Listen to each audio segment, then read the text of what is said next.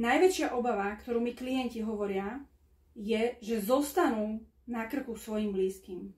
Že ich zdravotný stav ich pripúta k lôžku a niekto z ich blízkych bude nútený obetovať svoj život aj svoj príjem.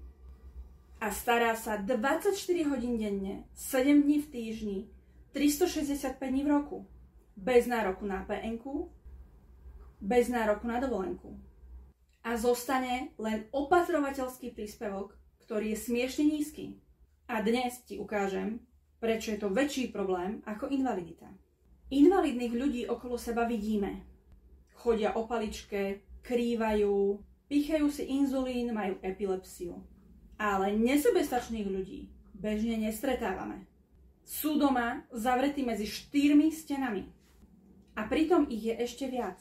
Až o 15% viac ako invalidov. Že takmer 200 000 Slovákov je odkázaných na pomoc iných. Kto by sa o teba staral, keby si to bol ty? Kto z tvojej rodiny by vyhral túto úlohu a chcel by si, aby dostával 92 centov na hodinu? Ja mám riešenie presne na tento problém. Vieš zabezpečiť, že tvoj opatrovateľ bude mať až o 2000 eur mesačne vyšší príjem. A tvoja rodina neskončí v existenčných problémoch. Alebo si z toho môžeš zaplatiť celodenný stacionár a nebudeš nikomu na obťaž. O tom, že takéto riešenie existuje, vie málo kto. A dokonca o ňom nevie ani väčšina finančných sprostredkovateľov. Nevedia o ňom ani banky.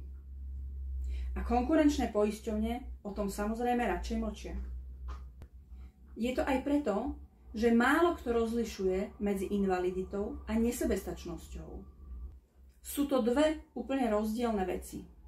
Dva rôzne posudky. A posudzujú to úplne iné úrady. A práve o týchto rozdieloch hovorím podrobnejšie v inom mojom YouTube videu. A teraz to najdôležitejšie. Poistiť sa dá, keď si zdravý.